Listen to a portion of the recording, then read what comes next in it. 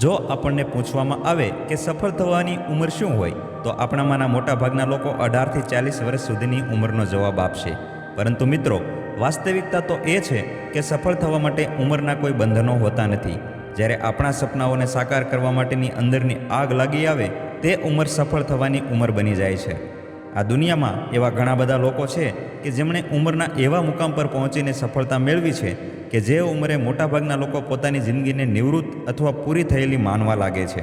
આજે હું તમને વિશ્વની એવી મહાન હસ્તીઓના ઉદાહરણ આપીશ કે જેઓએ ઉંમરના બંધનોમાં બંધાયા વગર સફળતાના જનૂનથી સફળતાના શિખરો સર કર્યા છે અને તેઓ સર્વોચ્ચ મુકામે પહોંચ્યા છે.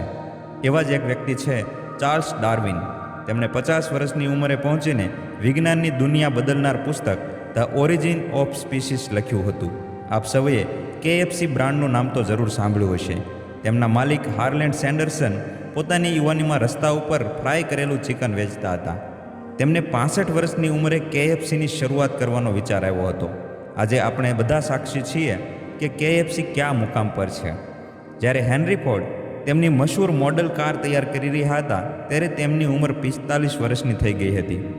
હેનરીએ ઉંમરનો વિચાર કર્યા વગર બિઝનેસમાં સફળ થવાનો જ વિચાર કર્યો. આજે ફોર્ડ કંપની સમગ્ર વિશ્વમાં મોટર કારના ઉત્પાદન ક્ષેત્રે મોટું નામ ધરાવે છે. બરાક ઓબામા 55 વર્ષની ઉંમરે રાજકારણમાંથી રિટાયર્ડ થયા હતા, જ્યારે ડોનાલ્ડ ટ્રમ્પ 70 વર્ષની ઉંમરે અમેરિકાના પ્રેસિડેન્ટ બન્યા. દીપા મલિકે તેમનું સ્પોર્ટ્સ કેરિયર 36 વર્ષની ઉંમરે શરૂ કર્યું હતું અને 40 વર્ષની ઉંમરે પેરા ઓલિમ્પિકમાં સિલ્વર મેડલ મેળવ્યો હતો. સેમ વોલ્ટરે તેનો પ્રથમ વોલમાર્ટ સ્ટોર 44 વર્ષની ઉંમરે ખોલ્યો હતો. રેડ હેસ્ટિંગ્સે નેટફ્લિક્સની શરૂઆત 47 વર્ષની ઉંમરે કરી હતી.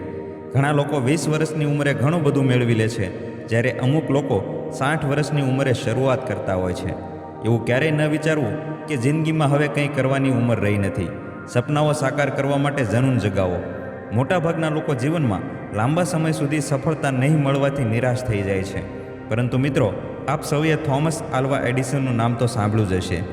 તેમના જીવનનો એક પ્રેરણાત્મક પ્રસંગ છે, તે હું આપ સૌ સાથે શેર કરું છું. થોમસ આલ્વા એડિસન વિશ્વના સૌથી સફળ વૈજ્ઞાનિકોમાંના એક હતા. તેમના જીવન દરમિયાન તેમણે નાની મોટી 1000 જેટલી શોધો કરી હતી. તેઓ પોતે બહેરા હતા, એટલે તેમની મોટાભાગની શોધો અવાજ અંગેની હતી. ફોનોગ્રાફ, ફિલ્મ કેમેરા, વીજળીનો બલ્બ વગેરે તેમની મુખ્ય શોધો છે. થોમસ આલ્વા એડિસનના એક સાથે અનેક પ્રયોગો સતત ચાલુ રહેતા હતા. તેમને આ પ્રયોગોમાં નિષ્ફળતા પણ મળતી હતી, પરંતુ તે નિષ્ફળતાથી તેમની હિંમત અતૂટ રહેતી. તેમનું પ્રાયોગિક કાર્ય જિંદગીભર એકધારી ગતિએ ચાલતું રહ્યું. એક વખત કોઈ કારણસર રાત્રે તેમની પ્રયોગશાળામાં આગ લાગી ગઈ. જે આગે તેમના સંશોધન અંગેના તમામ પત્રો બાળીને રાખ કરી નાખ્યા. કેટલાય લાંબા સમયના નોંધાયેલા તારણોના કાગળોવાળી બધી જ ફાઇલોને આગે લપેટમાં લઈ લીધી. સવારે એડિસને પ્રયોગશાળાની મુલાકાત લીધી, ત્યારે આગ લાગવાની આ ઘટના અને તેનાથી થયેલા નુકસાન અંગેની સ્થિતિ એડિસનને બિલકુલ વિહળ કરી શકી નહીં. તેમણે ડાયરીમાં નોંધ્યું, ગમે તેવી મુસીબત પણ કશુંક નવું આપવા માટે જ આવતી હોય છે. કોઈ જ મુસીબત ચિરંજીવી હોતી નથી. મારા સંશોધન પેપર્સ ભલે બળી ગયા, પણ સાથે સાથે મારી નોંધોની ભૂલો પણ બળી જ ગઈ ને. હું ઈશ્વરનો આભાર માનું છું કે હવે હું નવેસરથી આ શોધોનો આરંભ કરીશ. આટલી નોંધ પછી તે તરત જ સ્વસ્થ ચિત્તે બચેલી વસ્તુઓને વ્યવસ્થિત કરવાના કામમાં લાગી ગયા. આટલા લાંબા સમયની તેમની મહેનત એળે જવા છતાં તેમના ઉત્સાહમાં કોઈ પણ જાતનો ફેર ન પડ્યો. તેમના આવા અડીખમ જુસ્સાના કારણે તેમના નામે 1098 જેટલી શોધો નોંધાયેલી છે. મુસીબતો સામે ઝૂકી જનાર માણસથી આટલી શોધો ન થઈ શકે. 84 વર્ષના તેમના જીવનકાળ દરમિયાન કોઈ પણ ઘટના તેમનો ઉત્સાહ ઘટાડી શકી ન હતી. મિત્રો, સફળતા માટેની આપણામાં પણ આવી જ આગ, આવો જુસ્સો અને જનૂન હોવો જોઈએ. તમે જે સપનાઓ જોયા છે તે સપનાઓને કોઈ પણ કાળે સાકાર કરવા માટે હંમેશા તત્પર રહો. તમારા સપનાઓને સમય આપો.